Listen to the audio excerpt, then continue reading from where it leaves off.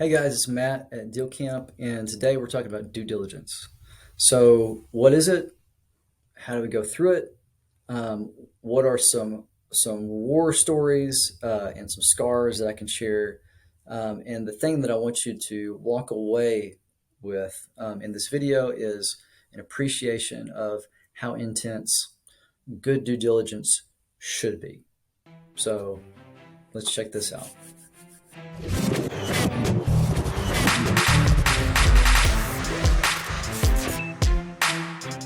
Okay, so first, a quick story it's going to illustrate to you why due diligence is such an important thing and why understanding a couple basics about how to buy a company is critical.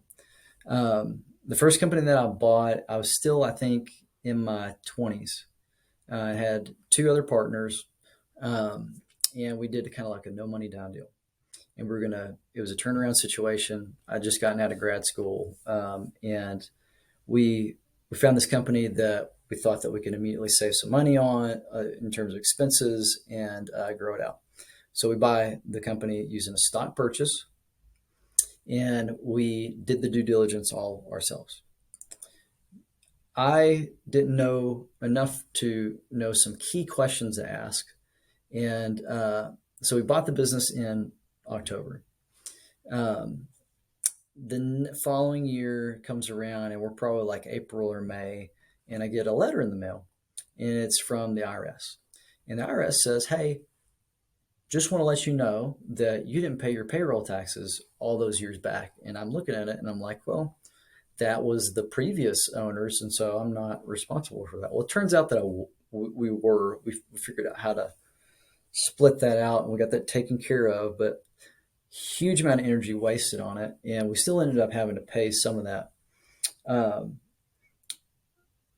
We got a call, or like within weeks of receiving that letter, and it was from our workers' comp insurance company, and they said, "Hey, congratulations!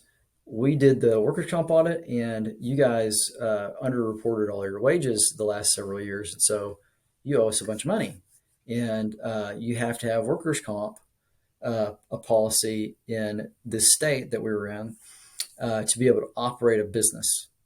And so they were like, you can either not have workers' comp insurance and have no company, or you can pay us. And so we could not push that to the sellers.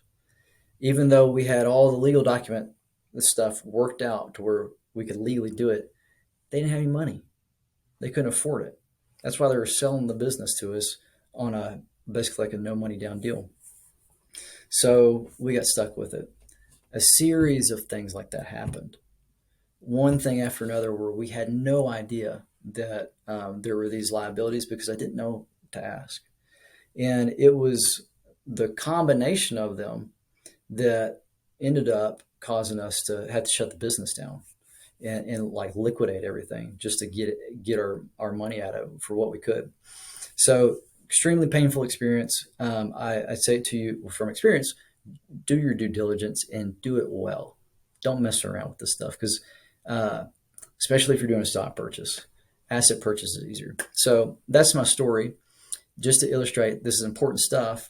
And so let's get into this due diligence checklist and why you need to have something like this and how to use it. So let me start with this. Most people assume that due diligence is about understanding if somebody's lying to them about the financials. And what it really is it's number one, reminding the seller of all of the different things that you need to know to be able to operate the business because there's so much stuff in their head and the list is so long that they cannot possibly like unless they have their own due diligence checklist and they've been coached through it, they can't possibly know to give you all this stuff. And so it's your responsibility as buyer to be able to provide this and manage them through the process. So whenever you start to get into the financial analysis, think of several gates that you got to pass through to get to the end of due diligence, and the financial analysis piece and the due diligence there is just gate number one. And so we're going to ask for financial statements, and we're going to ask about all of these. Are there contingent liabilities? For example, do you have warranties?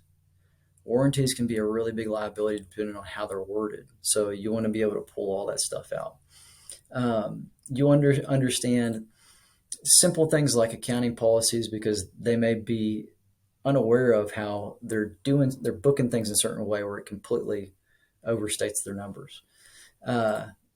For most businesses, you want to understand their AR. Is there a bunch of stuff that they're going to end up writing off? You want to understand that going up to closing. Do the bank statements match what's in their accounting system?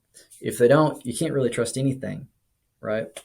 So we go through all of this information, and if that passes, which there's probably always going to be a little bit of stuff that you see that makes you kind of say, But if you get through that, then look at all these other tabs, man. HR, IP, IT, environmental and safety, taxes, legal, commercial.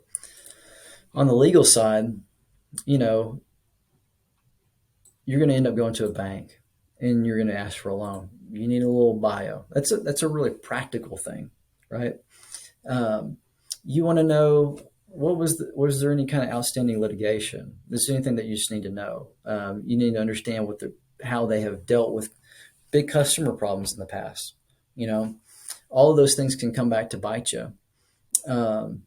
Is there anything that might cause those assets to get tied up? And so a bank's going to find out about that if you get financing, but if you're buying something with cash, you may find out that there's a UCC or some type of lien on an asset that you thought was free and clear. So that's why we always have like attorneys helping us through this process, because there's just so much stuff that you can't know without an expert's help, right?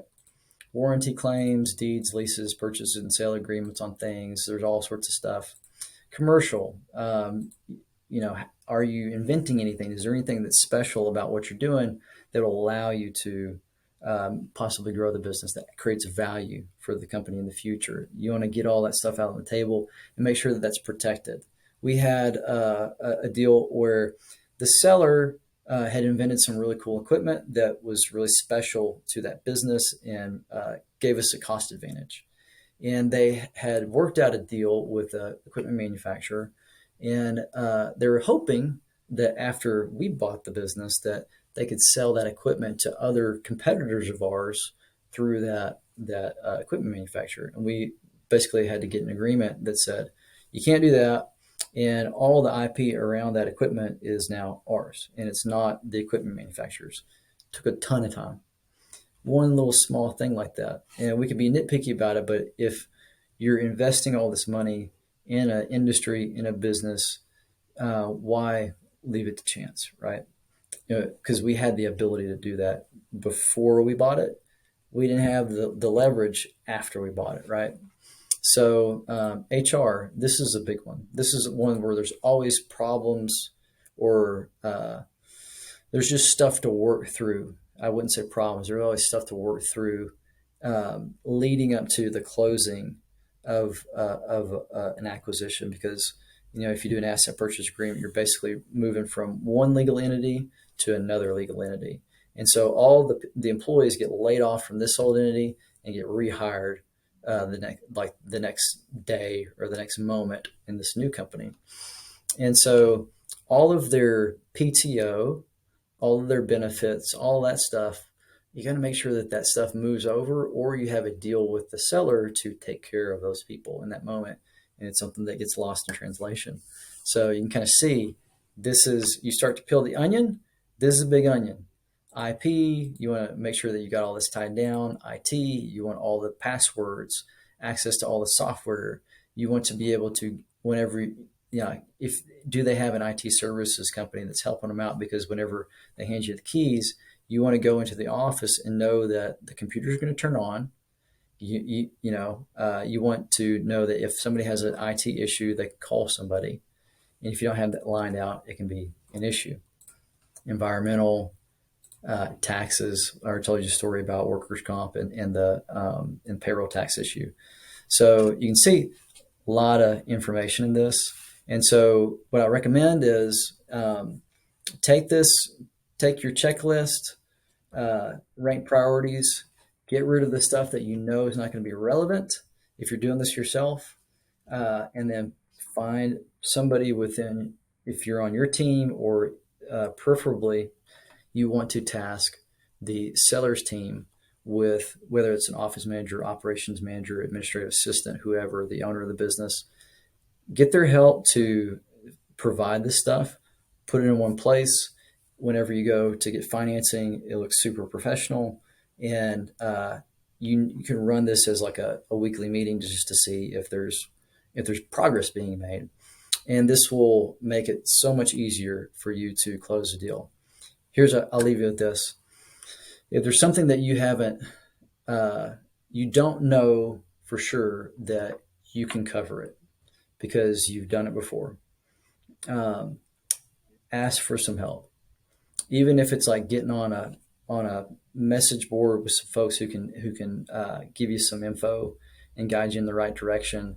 Just like don't leave all this stuff to chance, because you can quickly regret it. So that's due diligence.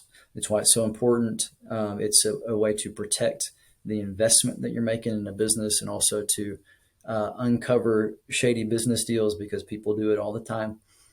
So with that, hope you enjoyed it. And if you are interested in anything that we're doing to go deeper into this, check us out at dealcamp.com, or go to courses.dealcamp.com. Like, subscribe, share, and we'll see you soon.